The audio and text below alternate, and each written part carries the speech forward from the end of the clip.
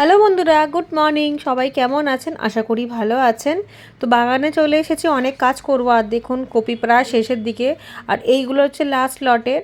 এগুলোকেও ধরতে শুরু করে দিয়েছি। কপিগুলো কিন্তু ছোট ছোট, তবে শীতটা তেমন পড়লে কিন্তু কপির সাইজগুলো ভালোই বাড়তো। যেহেতু গরম পড়ে গেছে তাই কপিগুলো ছোট ছোট হচ্ছে, তবে প্রথম দ্বিতীয় ক্ষেপের কপিগুলো কিন্তু ভালো হয়েছিল। আর বাঁধাকপি বেশ কিছু খাওয়া হয়েছে। আর এই লাস্টের দিকেরগুলো দেখি কবে বাঁধনটা ধরে। আর দেখুন আমার বাগানের সিম ঠিম গাছে কত ফুল এসেছে। এগুলো হচ্ছে সেকেন্ডবারের সিমের ফুল ধরেছে। প্রথমবারে তো সিম তুলে খাওয়া হয়ে গেছে।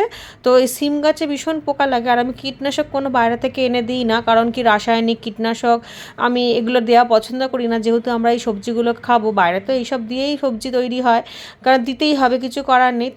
তবে আমি কীটনাশক হিসেবে বাইরের কোনো জিনিস না দিলেও এরকম কাঠের ভুসি ছিলকা দোকান থেকে নিয়ে আসি। এগুলো এমনিতেই দিয়ে দেয়, অন্য অন্য জায়গায় দাম নেয়, তবে আমাদের এখানে এইসব কী করবে।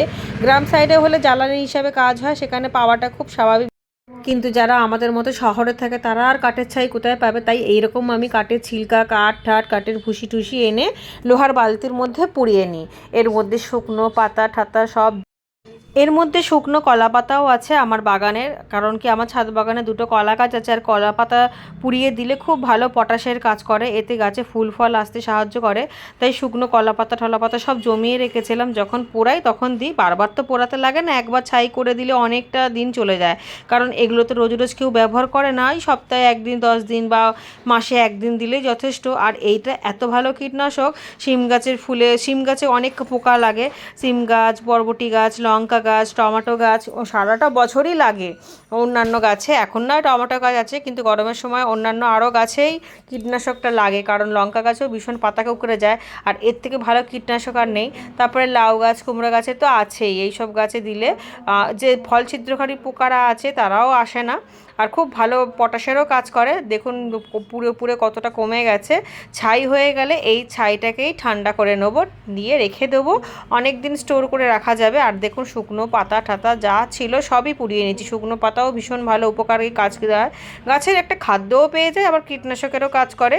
তো এবার দেখুন পুরো কীরকম সুন্দর হয়ে গেছে, পুরো কাঠকয়লার মতো হয়ে গেছে। এবার এই বালতিটাকে ঠান্ডা হয়ে গেলে তারপর ঢেলে নেবো, ঢেলে ওপরে নিয়ে যাব, প্রয়োজন অনুসারে আমি কাজ করব। এগুলোকে গাছে দিই। আর দেখুন কত দেখতেও কত সুন্দর লাগছে। আপনাদের যাদের হাতের কাছে এরকম কাঠের ছাই থাকবে তারা তো ব্যবহার করলে উপকার হবেই। আর যারা আমাদের মতো কাঠের ছাই পাবেন না বা কোথায় পাবেন এই ভাবনা চিন্তা করলে, তাহলে এরকমভাবে কাঠ পুড়িয়ে নেবেন কাগজের সাহায্যে, এর মধ্যে শুকনো পাতা টাতা দেবেন, দেখবেন কত সুন্দর কাঠের ছাই তৈরি হয়ে যাবে।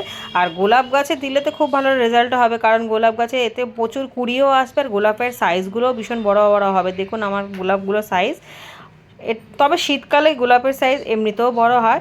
আর কাঠের ছাই দিলে আরোই ভালো খাবারটা পেয়ে যায়, যেহেতু গোলাপ গাছ ভীষণ খাবার খেতে ভালোবাসে। হয়ে গেছে সমস্ত কাজ, আজকে তো আর দেওয়া যাবে না, ভীষণ গরম। আর তাই ঠান্ডা হোক, কাল পরশু দেবো। আর কিছু সবজিও তুলবো। তবে আজকে অনেকটাই দেরি হয়ে গেছে, আজকে গোপালের বিশেষ কিছু রান্না করতে পারবো না।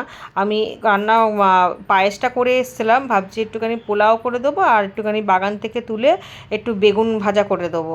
আর আলুও তোলা রয়েছে। ওই আলু শাক করেছিলাম, তার থেকেই কয়েকটা আলু পেয়েছিলাম, সেই আলুটাই ভাজা করব। তো দেখা যাক কত দূর কী কাজে লাগে, আগে তো ছাদের কাজটা কমপ্লিট করি, তাই জন্য একটু দেরি হলেও কোনো অসুবিধা নেই। পায়েসটা করাই রয়েছে। আর সমস্ত সবজি তুলে রাখছি কালকের জন্য, কারণ কি সকালবেলা এসে বাগানে এসে সবজি তুলে তারপর রান্না করতে গেলে অনেকটাই দেরি হয়ে যায়। ছেলে মেয়ে সব স্কুল টুল আছে, টিউশন আছে, স্বামীর অফিস টফিস সবই আছে, সেই জন্য আগের দিনকে তুলে রাখলে পরের দিনকে ঝট করে রান্নাটা করা যায়। আর সব সবজি তুলতে একটু তো সময় লাগবে, দেখে বুঝে সবজি তুলবো, গাছে জল দেবো।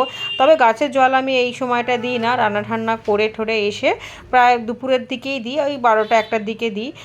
সেই জন্য এখন আর দেওয়ার সময় নেই, সমস্ত সবজি তুলে একেবারে নিচে চলে যাব। আর কিছু গাছের কাটিং টাটিং করলাম। আর এদিকে পেঁয়াজ গাছগুলো একটু পাতা নেবো, বিকেলবেলা আমার মেয়ে চাউমিন বানাবে, দেবে বলেছে, তাই জন্য পেঁয়াজ গাছগুলো পেঁয়াজ পাতাগুলো তুলে নিলাম। এর থেকে কিন্তু অনেক পেঁয়াজ কালিও পেয়েছি।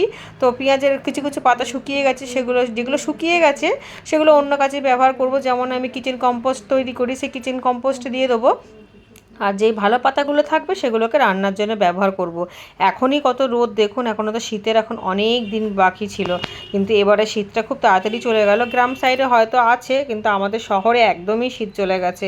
আর কাজ করতে গিয়ে দেখুন এই টমেটোর ডালটা ভেঙে গেছে, দুটো টমেটোও ছিল, এগুলো বড় হতো, ওই গায়ে ধাক্কায়। আসলে ছাদটা তো ভীষণ ছোট, চলাফেরা করতে গেলে বা কোনো কিছু আসা যাওয়া করতে গেলে একটু তো চোট লাগবেই, অনেক কিছুই অসুবিধা করে কাজ করতে হয়।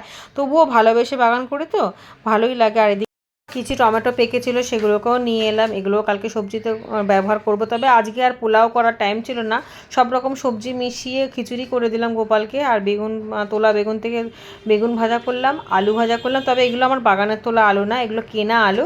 আর বিট গাজরটা আমার বাগানের বিট গাজর, কড়াইশুঁটি অল্প অল্পই হয়েছিল, এখনও হতে অনেক দেরি আছে। বিটগুলো একটা বিটই বড় হয়েছিল, আর একটা দুটো গাজরটাই একটু বড় হয়েছিল, সেগুলোকে তুলে গোপালের ভোগ দিলাম। ঠিক আছে বন্ধুরা, ভিডিওটা আমি এখানেই রাখলাম।